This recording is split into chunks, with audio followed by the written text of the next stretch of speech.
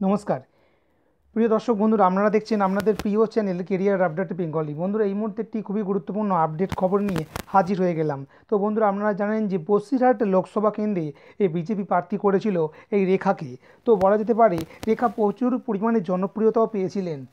তো হঠাৎ করে তিনি কেন হেরে গেলেন? তার হারার তো কথা নয়, কারণ অন্যান্য জায়গায় যে পরিস্থিতি ছিল সেই বলা যেতে পারে যে বিশেষত বসিরহাট লোকসভা কেন্দ্র, সেখানে এই পরিস্থিতিটা ঠিক ছিল না। কারণ কি, সেখানে যে ঘটনা ঘটেছিল সেই ঘটনা ঘটার পর গোটা রাজ্য কেন গোটা দেশের মানুষ ওই বলা যেতে পারে সন্দেশখালী তথা বসিরহাটের দিকে লক্ষ্য রেখেছিল, এবং এমনকি সেখানকার মানুষরা পুরোপুরি বিজেপির দিকেও ধেয়েছিল, এমনটাই আগাম খবর পাওয়া যাচ্ছিল।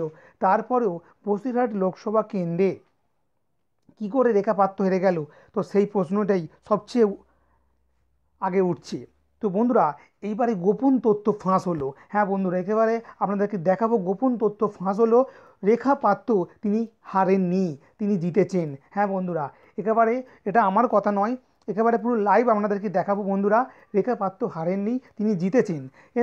তো বলা যেতে পারে এখানেই বোঝা যাচ্ছে যে ভোট গণনায় ভয়ঙ্কর কারচুপির তথ্য সামনে আসছে।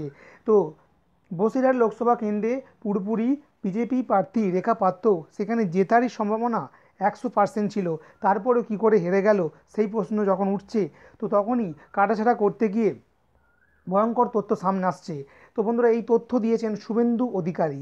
শুভেন্দু অধিকারী তিনি তথ্য দিয়েছেন, যে তথ্যটা তিনি দিয়েছেন নির্বাচন কমিশনের ওয়েবসাইট থেকে তিনি দিয়েছেন, যেখানে দেখা যাচ্ছে যে বসিরহাটের যে লোকসভা কেন্দ্রে বিজেপি প্রার্থী হয়েছিলেন রেখা, তো তিনি হারেননি, তিনি এগিয়ে রয়েছেন, তিনি জিতে রয়েছেন। তো তারপরেও বলা যেতে পারে যে বসিরহাটে শেষ পর্যন্ত শাসক দলের যে সাংসদ বা শাসক দলের যে নেতা তিনিই জিতেছেন।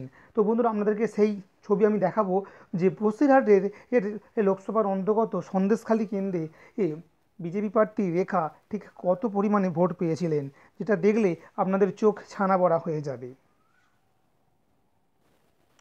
তো দেখুন বন্ধুরা, এই তথ্য ইলেকশন কমিশনের ওয়েবসাইট থেকে প্রকাশ করা হয়েছে। আপনারা চাইলে সেখানে গিয়ে দেখে আসতে পারেন। ইলেকশন কমিশনের যে ওয়েবসাইট রয়েছে সেই ওয়েবসাইটে গিয়ে আপনারা দেখে আসতে পারেন।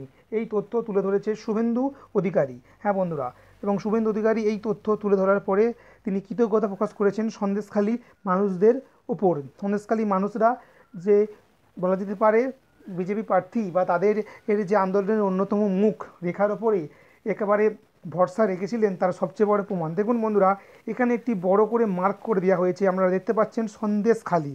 সন্দেশখালীতে কোন প্রার্থী কত ভোটে এগিয়ে ছিল, পিছিয়ে ছিল, তার লিস্ট দিয়ে দেওয়া হয়েছে নির্বাচন কমিশনের তরফ থেকে। তো সেখানে দেখুন বন্ধুরা, প্রথমে যে রয়েছে তো তিনি হচ্ছেন নিরাপদ সর্দার, অর্থাৎ যিনি বলে যে মার্কাসবাদী বা কমিউনিস্ট পার্টি যে রয়েছে তিনি।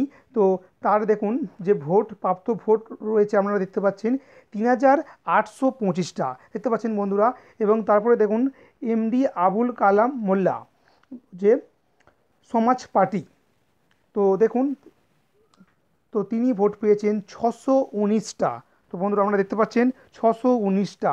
তারপরে দেখুন বন্ধুরা, রেখা পাত্র ভারতীয় জনতা পার্টি, দেখতে পাচ্ছেন বন্ধুরা, আপনাদেরকে বড় করে দেখায়, দেখতে পাচ্ছেন বন্ধুরা 95,862 তিনি ভোট পেয়েছিলেন, অর্থাৎ সন্দেশখালীতে তিনি এগিয়ে রয়েছেন এবং জিতে রয়েছেন। এবং তারপরে দেখুন বন্ধুরা, আরও বড় চমক, তারপরে দেখুন শেখ নুরুল ইসলাম, অর্থাৎ যিনি বসিরহাট লোকসভা কেন্দ্রে জিতেছেন জয়ী প্রার্থী, তিনি সন্দেশখালীতে পিছিয়ে রয়েছেন, দেখতে পাচ্ছেন 87,475 তিনি ভোট পেয়েছেন, অর্থাৎ সন্দেশখালীতে রেখা পাত্র জিতেছেন এবং বসিরহাটেও জেতার তার পুরোপুরি সম্ভাবনা ছিল।